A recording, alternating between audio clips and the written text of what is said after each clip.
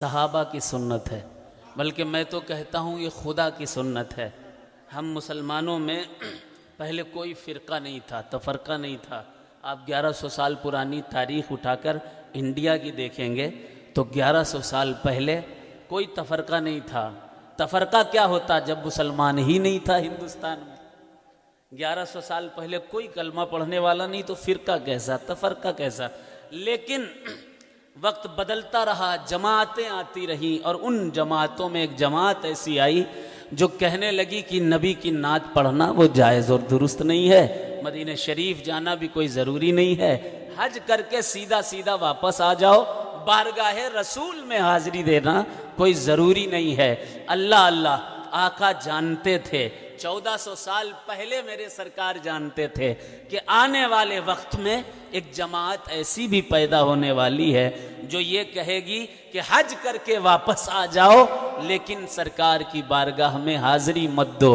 تو 1400 سال پہلے سرکار نے ارشاد فرما دیا تھا، طبرانی کی حدیث ہے، آقا فرماتے ہیں من حج البیت فلم یزرنی فقد جفانی، جس نے خانہ کعبہ کا حج کیا اور میری زیارت نہ کی۔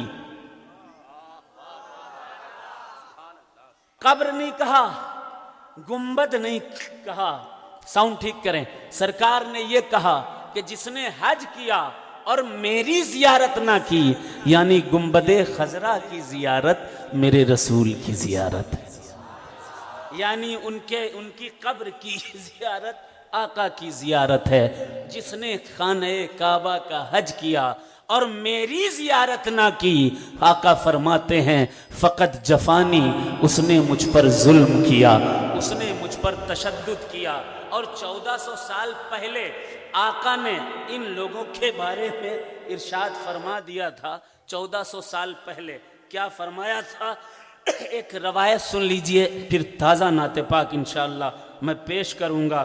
حضور صلی اللہ علیہ وسلم نے ایسے لوگوں کے لیے جو یہ کہتے ہیں کہ خانقاہوں پہ مت جاؤ، جو یہ کہتے ہیں کہ حضور صلی اللہ علیہ وسلم کی درگاہ جانا کوئی ضروری نہیں ہے، جبکہ حضور فرماتے ہیں من زارا قبری وجبت لہو شفاعتی، جس نے میری قبر کی زیارت کی اس پر میری شفاعت واجب ہو جایا کرتی۔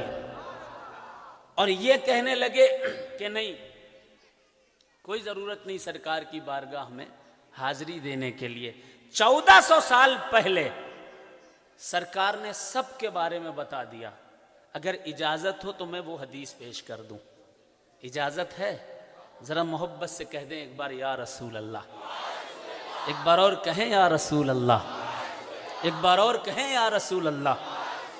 حضور صلی اللہ علیہ وسلم ارشاد فرماتے ہیں، آقا نے فرمایا حدثنا ابو قریب محمد بن العلا قال حدثنا ابو بکر بن عباس عن عاصم عن زر عن عبداللہ بن مسعود قال قال رسول اللہ صلی اللہ علیہ وسلم یخرج فی آخر الزمان قوم احداث الاسنان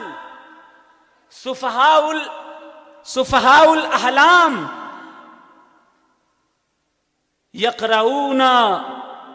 یقرؤون القرآن لا یجاوز تراقیہم ویقولون من قول البریہ لیکن یمرقون من الدین کما یمرق السہم من الرمیہ۔ آقا نے فرمایا تھا کہ قوم آئے گی، جو قوم خوب زیادہ یہ قوم حضور کے زمانے میں خوب بعد میں آ کر کے یہ قوم خوب زیادہ حدیثیں پیش کرے گی، ذکر کرے گی، اچھی اچھی باتیں بتائے گی، لیکن قرآن ان کی حلق کے نیچے سے نہ اترے گا۔ اور آقا نے ارشاد فرمایا تھا کہ وہ لوگ بے وقوف قسم کے ہوں گے، بات پہ حدیثیں پیش کیا کریں گے، لیکن دین سے ایسے نکل جائیں گے جیسے تیر کمان سے نکل جاتا ہے۔ اپنے ایمان کی حفاظت کیجئے گا۔ ساؤنڈ ٹھیک کر دیں، پھر میں پڑھوں انشاءاللہ نئی نعت۔ 1100 سال پہلے کوئی جماعت نہیں تھی، کوئی کلمہ پڑھنے والا نہیں، لیکن اس ہندوستان میں گرو نانک جیسا آدمی لکھتا ہے، کتاب کا نام ہے جنم ساکھی گرو نانک دی، لکھا پھر بیڑا چایا موم دین سید شاہ مدار. ہم سنی ہیں اور ہم سنی جس کا مہینہ ہوتا ہے اس کا تذکرہ ضرور کرتے ہیں. آپ کے اس کالول میں مدار کا چلہ ہے، یعنی آپ کے باپ دادا کو اگر کلمہ کسی نے دیا ہے وہ ذات سید بدیع الدین قطب المدار کی ذات ہے. یہ مہینہ بھی سید بدیع الدین قطب المدار کا ہے. اور سن لیجئے جتنی خانقاہیں سنیوں کی ہیں وہ سب ہماری خانقاہیں، رفائی ہو، قادری ہو، چشتی ہو، نقشبندی ہو، رضوی ہو، نوری ہو، رفائی ہو، سہروردی ہو، جتنے سنی ہیں وہ سب ہمارے ہیں. اس لیے ہمارے ہیں کیونکہ میلاد ہم بھی پڑھتے ہیں، وہ بھی پڑھتے ہیں. درگاہوں میں ہمیں بھی جانا ہے، آپ کو بھی جانا ہے. سلام ہمیں بھی پڑھنا ہے، آپ کو بھی پڑھنا ہے. صحابہ سے ہمیں بھی محبت، آپ کو بھی محبت. لیکن آج سے 1100 سال پہلے 1100 سال پہلے یہی گجرات ہے جس گجرات میں 282 ہجری میں جب ایک بھی کلمہ پڑھنے والا نہیں، ایک اللہ والا آیا، علی کا بیٹا آیا، حسین کا لخت جگر آیا. لکھا گرو نانک نے 600 سال پہلے. کتاب کا نام ہے جنم ساکھی گرو نانک دی. اپنا کوئی سنی عالم لکھے ایک الگ بات، لیکن دیکھو غیر کیا کیا لکھ رہے ہیں. لکھا پھر بیڑا چایا موم دین سید شاہ مدار، آئے شاہ خراسان دے دوئی تہا چنل دیدار، اسی ہڑہڑا چہلت کہن کہاں چلے مستان، اسی ہڑہڑا چہلت کہن کہاں چلے مستان، جسدا دعویٰ دار ہو اگے بھی ہندوستان، جسدا دعویٰ دار ہو اگے بھی ہندوستان، ایک رہا اجمیر وچ، ایک رہا اجمیر وچ، ایک رہا مکن پور جائے.